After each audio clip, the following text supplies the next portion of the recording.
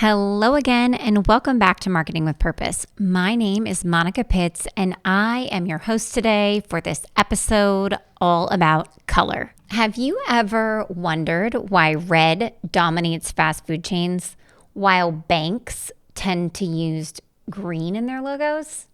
Yeah, well, that's what we're going to figure out today, because today's episode is all about color theory for brands and what your colors really say about you.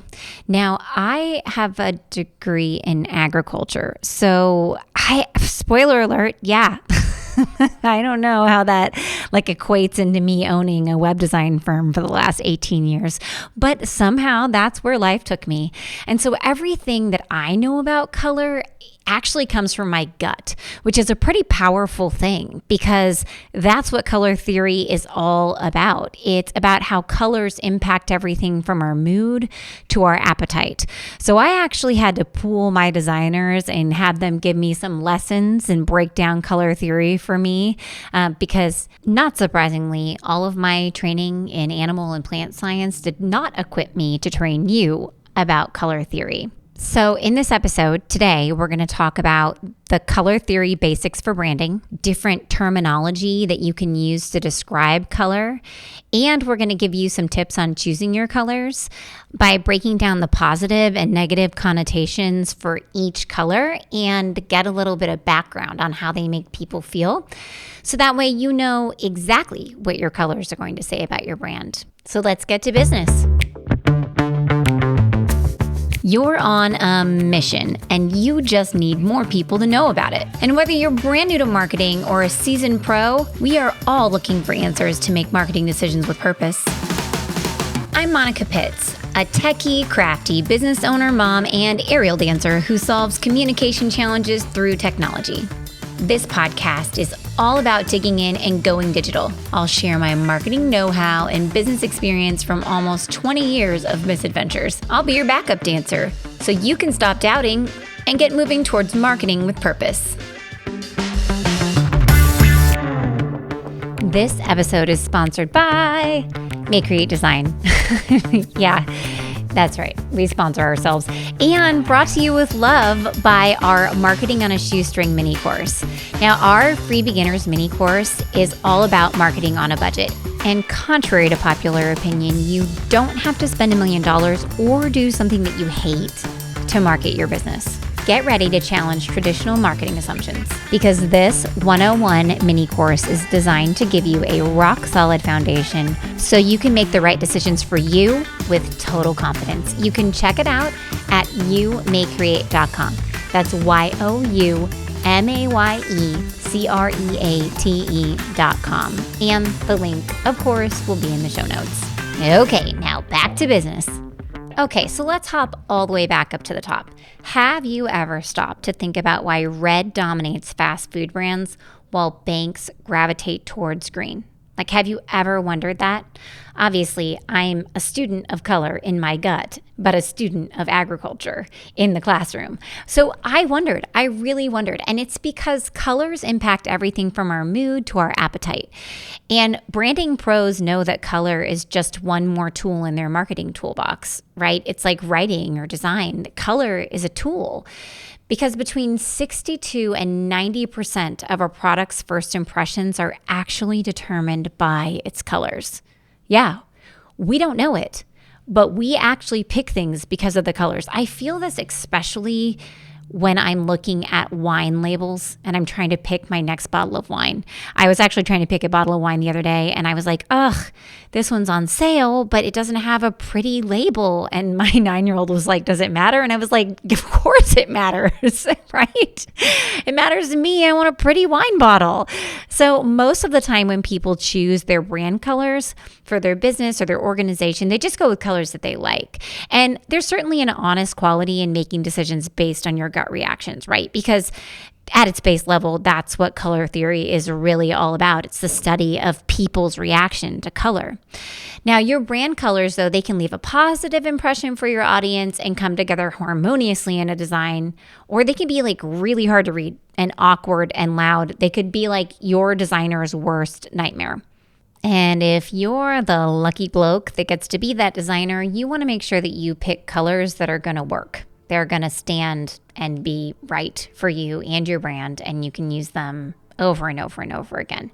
Now, in this episode, we're really going to stay focused on color theory and the psychology behind color.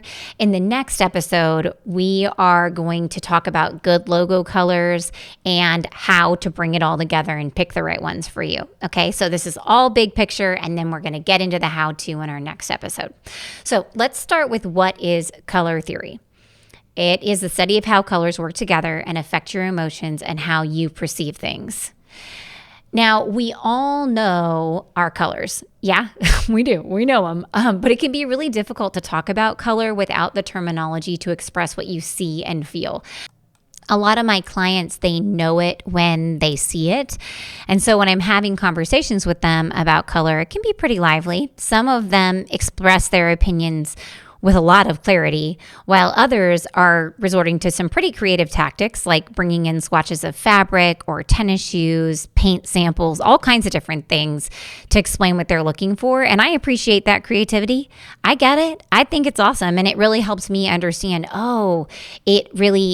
want it to be soft. They want it to be matte. They want it to feel muted, or they want it to be vibrant and shiny and bright, right? So that can absolutely help finding inspiration around you. Now, web colors can be kind of tricky, and I always explain this to people because with web color, with anything digital, there's light shining through the back of the color. So the color is different, and on different screens, they're calibrated in different ways, right? So some of them will be brighter, some of them might look yellowish, some could be blue, some could be more white. It's different everywhere. Our goal is to create a color palette that you can use over and over again that's useful and remains true to itself within the different mediums that you're going to use it for, right? So my designers helped me create a list of terms that they felt would be really useful to explain how colors work. Okay, so the first term is hue. And hue is what color is. They're the words that we learn as kids to define colors. They're red, yellow, blue, so forth. Yep, that's it. So hue is actually technically the wavelength of light that's reflecting back off of the particles of the object that we're looking on. Now, next is value. So hue is the color, and then value indicates the lightness or the darkness of a color. So it's determined by how much white or black a color has in it. So a hue of orange or blue could be light if they have white added in. That would mean that they're a tint. So when you add white to a hue, it's a tint of the color. Now, when you add black to it, that's called a shade. Yeah, and then when you add white and black, so if you add gray to a pure hue, then it becomes a tone of the color. Yeah, tint, shade, tone, value, hue. I know you're totally following me here. And then last but not least, chroma. Chroma is something that they talk about often too. So chroma is the color intensity or purity. So a hue with high chroma has no additives in it, like no black, no white or gray added in. And adding those colors to another hue would reduce its chroma. And some colors are naturally just a much higher chroma color. So like think about neon colors. They're really bright, right? So that's a high chroma color. And I am going to do my very best to use these terms throughout the rest of this episode. So that way I am clearly communicating about color. Now, one thing that we have so many conversations about in the office is accent colors because clients say they want something to pop, okay? Now, you don't have to add neon colors or outline letters or add a starburst or even a huge heavy shadow to make something pop. That poppage can actually be obtained by choosing a color that contrasts with the other colors in your color scheme. Yeah. Or you can just add space around stuff so that way it stands on its own. I actually had an in-depth conversation about making things pop with that same 9-year-old who was judging me for wanting to pick a pretty wine label. Okay, so she was working on an art project and it was a dragon eye. It's really cool, actually. It's got scales all around the outside of the paper, and in the middle of the paper is the dragon's eye. And I wanted the eye of the dragon to pop. So I thought we needed to use an accent color. And to me, I wanted to use a complementary color, like a color that was on the opposite side of the color wheel from the one that she was using. And her predominant color was purple.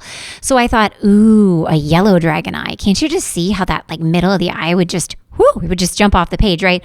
Or maybe even like a really bright yellow green would work really well. But my girl is like all matchy. And she said, oh, heck no, Mom. She like had no reason why she would possibly do that. She could not understand why we would want to do that. And so she instead achieved that like accent color by just choosing a lighter tint of the colors that she was using. So she had, the dark purple, and she had medium pink, and then she chose a very light lavender and a super light pink. So that lighter tint, and that made the middle of the dragon eye jump off the page. Maybe not as much as if she would have used bright yellow or a yellow green, but it did a great job, and you can still very much see where the focal point of the design is. So if a 9-year-old can do it, I know your designer can do it too, right? All right, so if you are not married to a color yet for your brand, which I'm guessing you're not, or else why would you be here? Maybe you just like to talk about colors. Then I would suggest first defining what you don't want out of your colors, right? Aveline was like, I don't want to have another color in my color scheme. I want it to be just purples and pinks, and that's it, right? And that's actually an analogous color scheme, but I'll get more into that in the next episode. Because if you just define what you don't want, it gives your designer and yourself a lot of room to play with the colors that are right for your brand and your design as you're moving and developing your design. So first, define any colors that you're offended by or just feel wrong. And then consider what you want your colors to say about your brand. And you can build a short list of options for your brand.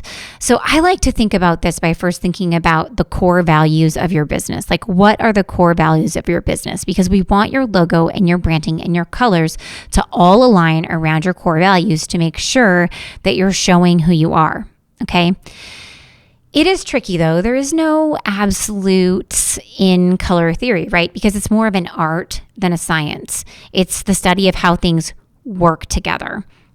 But there's still a lot of influence that's made on people by colors. Like 85% of purchase choices are made and influenced by colors. That's a lot, right? That's huge. But just remember as you're going through this, like, don't beat yourself up, because color theory is just a theory. It studies how colors affect humans all over the place, but culture and age and gender, they all impact how people feel about colors. Our life experience impacts how we feel about colors. Like, I will never paint a room yellow because when I was pregnant with my first child, I read all about wall colors, like excessively. It was ridiculous. I wanted the nursery to be the perfect hue, but I didn't know our baby's gender yet. So I didn't want to saddle a little boy with a pink room for the foreseeable future. And I knew I wasn't going to have time to paint after the baby arrived. So naturally, I gravitated towards a green or a yellow color palette, right? And when I started reading about it, there's this one guy, Carlton Wagner, who said that yellow stimulates the anxiety center of your brain and would make my baby cry. Yeah. And then conversely, Latrice Eisman did research and found that most people associate yellow with sunshine and warmth and cheer. Then last but not least, the American Psychological Association said yellow can strain my eyes, which would cause my baby to be fussy. All right. So after reading all of that, I was like, I will never paint a room yellow. No, I won't. And I ended up painting Ellis's room a really nice, soft shade of sage green. Okay. So it was great. Ultimately, though, your gut reaction to a color is equally as important as your audience's. It should reflect you and your core values. So despite the varied perception of colors, you really do want to choose colors that represent you, and you want to stay true to them, because colors make your brand more recognizable, like immediately, right? According to ColorCom, you're like using consistent colors in your brand will make your company or organization 80% more recognizable to people. And this really resonates with me because I don't remember numbers well. I don't remember like finite details very well, but I remember colors really, really well. Like when I was in college, I realized that if I color coded my notes or color coded my note cards, I could remember everything I needed to know for my test because I could see the colors in my head. I was like, oh, that plant is a red, yellow, green plant. So it wants full sun, well-drained soil, and it's a broadleaf, right? Yeah. Okay. So I learned all about plants and now I'm talking about colors. Hey, but colors helped me learn. Okay. It's the dyslexics way. We figure out how to learn in any way that works for us. There are no wrong ways. So if you need to color code stuff, do it. Okay, so now that we have those basic color terms out of the way, let's talk about what your colors say about your brand. Some people call this color psychology, and I'm just going to break it down color by color. I'm going to go through blue, green, yellow, orange, red, and purple. Yep, that's it. So let's start at the top with blue. Now, there are positive associations of blue and negative. So positive associations are intelligence, communication, trust, calm, reflection, serenity, and security. Negative associations of blue are coldness, emotionless, friendliness, unfriendliness. I always think of blue as a friendly color, but apparently people think it's unfriendly, and that it's unappetizing. Interestingly enough, blue is actually a really, really popular brand color. Like it is the most used brand color. 33% of top brands use it in their logos. I see a lot of law firms, accountants, tech companies, nonprofits, a lot of blue in those. And the feeling that blue evokes is largely dependent on the hue because navy can feel more conservative, but tech brands tend to use like a higher chroma of royal or cyan blue, which feels a little bit more exciting. Like people in general love blue. 57% of men and 35% of women actually rank it as their favorite color. Now, on the flip side, people may love blue, right? But we also use it metaphorically to denote sadness or melancholy, like we say, I'm feeling blue. And we also use it to explain something unexpected, like it's out of the blue, which feels pretty contradictory, honestly, to all those positive adjectives that people use to describe it, like trust and serenity. Unappetizing, that negative connotation, is probably because blue isn't actually commonly found in natural foods. So they have studied and found that it suppresses appetites. People are less likely to have blue as their logo for a restaurant, except for Culver's. Culver's has a blue logo for their restaurant, and I've decided it's because blue is cold and Culver's sells custard, which is cold. It's ice cream. See? Yeah. I really do think about this all the time, you guys. I'm a total dork. All right, so that's all for blue. Let's talk a little bit about green. Positive associations of green are health, prosperity, harmony, hope, freshness, refreshment, nature, peace, and growth. Now, negative associations include boredom, stagnation, envy, and blandness. We see a lot of green for brands that are for health foods, anything outdoorsy, like from landscaping companies to farm equipment dealerships, right? In medieval Europe, green was actually associated with wealth and status, and I think it holds some of those connotations today because think about it. It's a super, super popular color for banks. Almost all the banks in my town are green. That is their brand. Green is also a fan favorite, so it ranks in the top 3 favorite colors for both men and women. And I actually really like it as a secondary color in your color scheme because depending upon the intensity and the hue, it can blend in and feel almost like a neutral. So it's a good extra color. Similar to blue, we also tend to use green metaphorically in the English language. When we refer to a person or a business as green, we mean that they're new or they're fresh. And we also use it to convey jealousy, like green with envy. Yeah. Let's talk about I feel like that's such opposites, but hey, I can't pick how the English language works, clearly, or else I'd make everything easy to spell. Okay, so that's all for green. Now let's talk about yellow. Obviously, I'm never going to paint a room yellow because I think it's going to make a baby cry.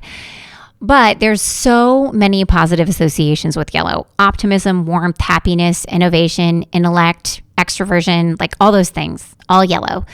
Negative associations can be irrational, caution, anxiety, cowardice, fear. I mean, you'll find tons of yellow logos in the paving industry and roadside destinations like gas stations, food restaurants, and popular retail chains. And I feel like that's because, remember how I was talking about colors that pop?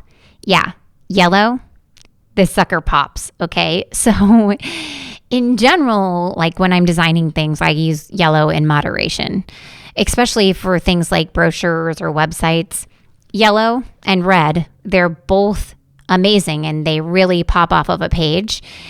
And so when you see them on a sign along the side of the road, it draws your attention to it in either a rural or an urban setting, right? Because in a rural setting, it's surrounded by green and blue sky. And then in an urban setting, it's a bunch of drab buildings, right? So it pops out of landscapes the same way it pops out of your designs.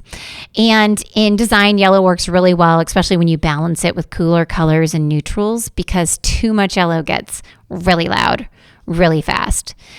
Now, in some Eastern cultures, yellow is associated with royalty and spirituality, and it's believed that yellow stimulates mental activity and creativity as well as appetite, which is why I think that you see it in so many like fast food and food restaurants in their branding. In nature, though, like on the flip side of yellow, yellow indicates danger and a need for caution. Like even think about poisonous animals, they're often black and yellow. And in America, we use it for signs and traffic lights to indicate changes in road conditions or encourage people to slow down, right? So we're using it to be like, ooh, be careful, right? And in the English language, we use yellow to express cowardly behavior or a lack of ethics. Like if we said it was like yellow journalism. So it's not pure white, it's yellow. Yeah, so that's not exactly positive, is it? Okay, orange. Now, when I think about orange, I think about warmth and fun and youth. Other people think of courage, confidence, creativity, friendliness, energy.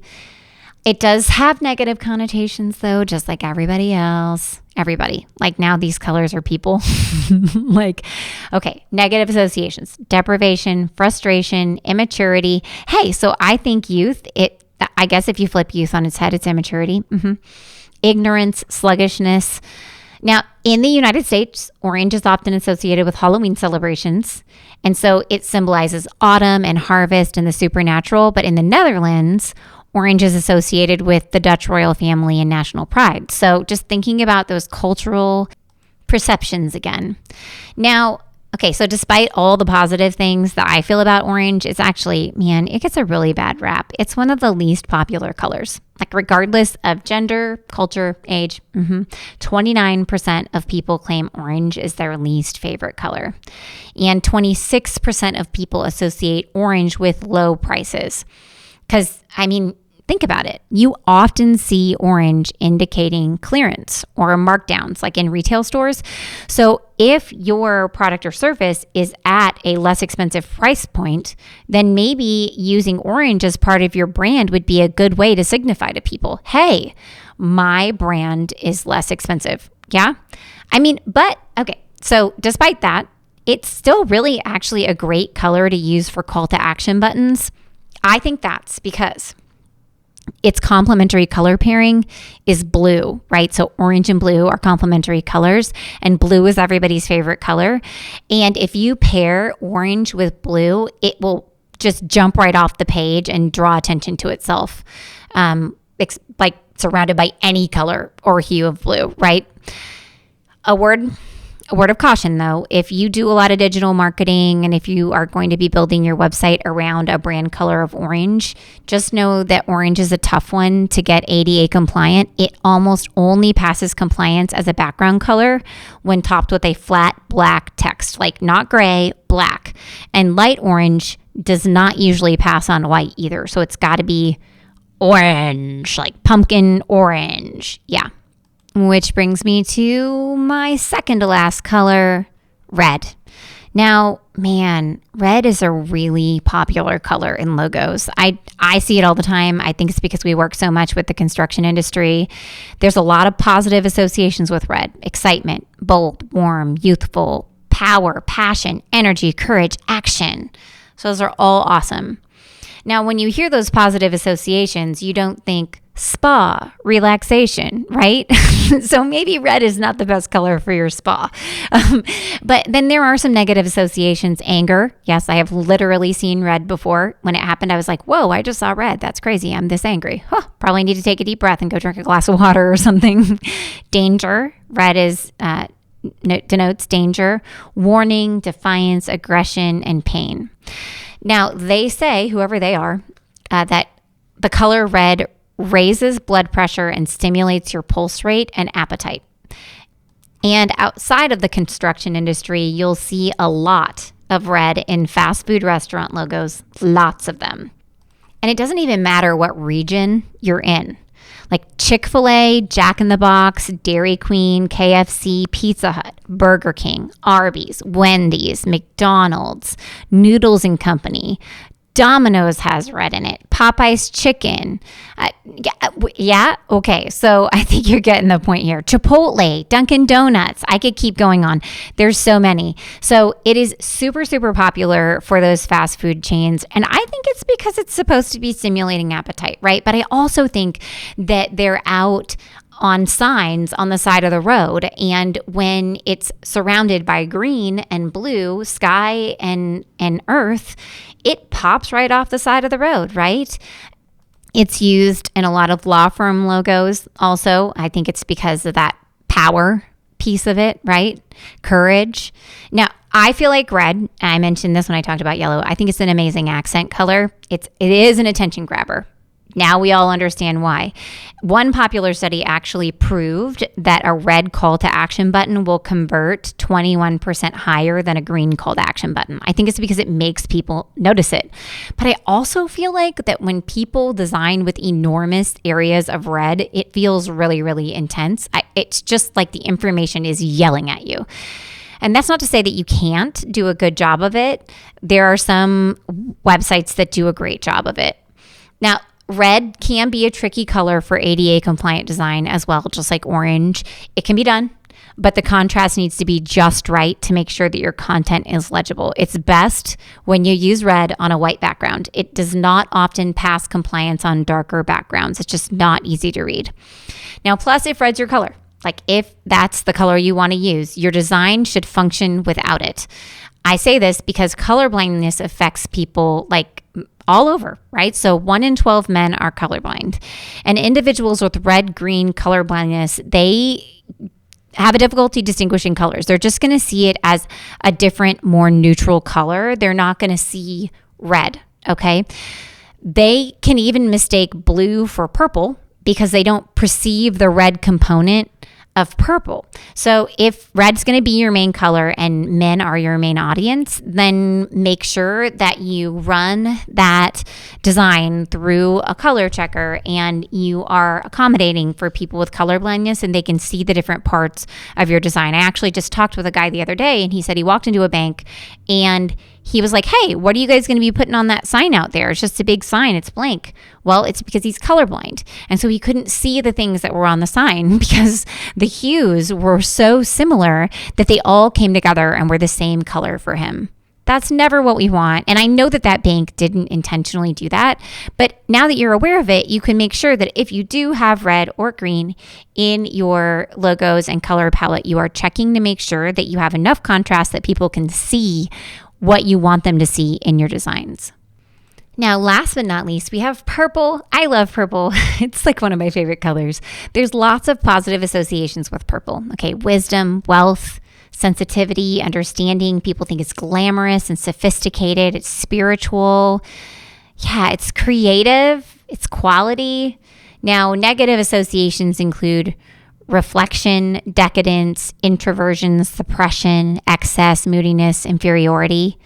Man, those are really negatives. I like the positives better. I'm a glass half full girl.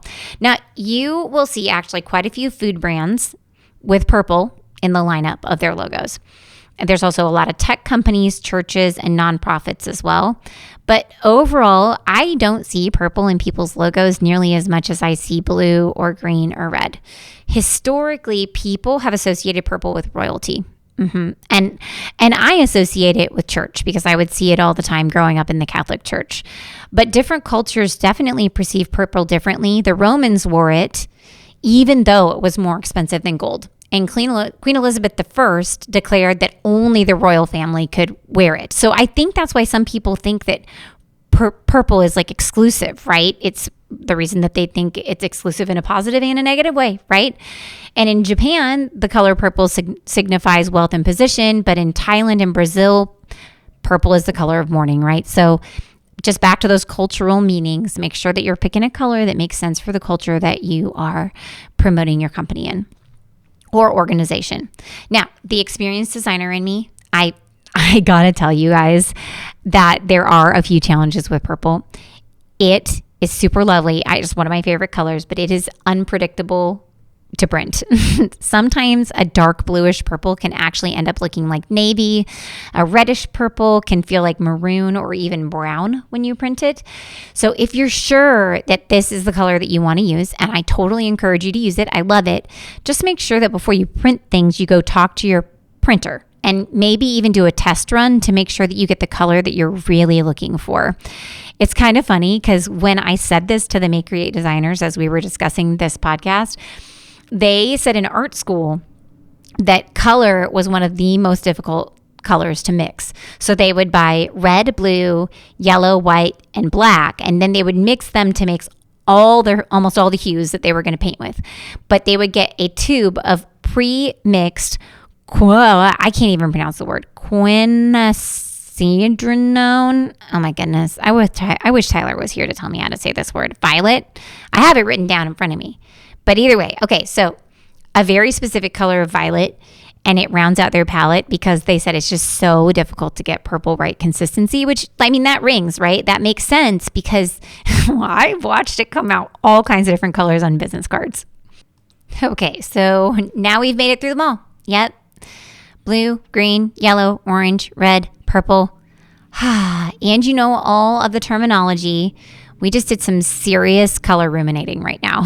And I hope that with this information, you can go forth and start developing some preferences for the colors that you might use to represent your brand. Now, in the next episode, remember, we are going to talk about what you really want out of your logo and brand color palette. You want it to reflect your brand personality, you want it to provide reliable design options, and you want it to set you apart from the competition. And we're going to define just how to do that. And I'll also explain to you how you can use Canva to build a really easy color palette based on your core values and some photos that speak to you. And before I let you go, I want to give one more shout out to our MayeCreate resource sponsor, Marketing on a Shoestring.